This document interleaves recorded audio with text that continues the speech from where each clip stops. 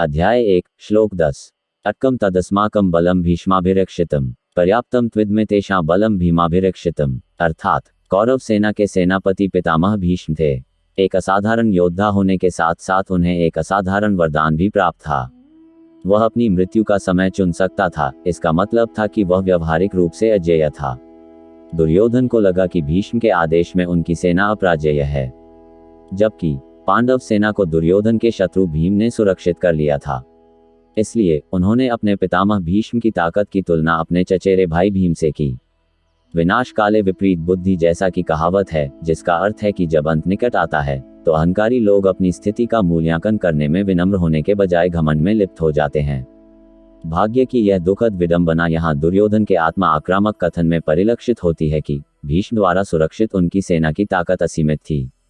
हालांकि कौरव और पांडव दोनों भीष्म के पोते थे और कुरु परिवार के सबसे पुराने जीवित सदस्य के रूप में वह उनके कल्याण के बारे में चिंतित थे। वह पांडवों के प्रति दयालु थे, लेकिन हस्तिनापुर के सिंहासन और उसके विषयों के प्रति अपनी नैतिक प्रतिबद्धता से बंधे हुए थे। इसलिए आधे मन से उन्होंने उनके खिलाफ कौरव सेना का नेतृत्व किया। भीष्म को यह भी पता था कि इस पवित्र युद्ध में दुनिया के सभी महान योद्धाओं के साथ सर्वोच्च भगवान कृष्ण स्वयं उपस्थित थे। भगवान कृष्ण पांडवों के साथ थे, जिसका अर्थ था कि धर्म उनकी तरफ था और पूरे ब्रह्मांड में कोई भी शक्ति अधर्म के पक्ष को जीत नहीं दिला सकती थी। उन्होंने हस्तिनापुर के राज्य और उसकी प्रजा की रक्षा करने और उनके प्रति अपने उत्तरदायित्व को पूरा करने की शपथ ली थी। भले ही उन्हें उनके गलत कामों के बारे में पता था, फिर भी भीष्म ने कौरव सेना का नेतृत्व किया।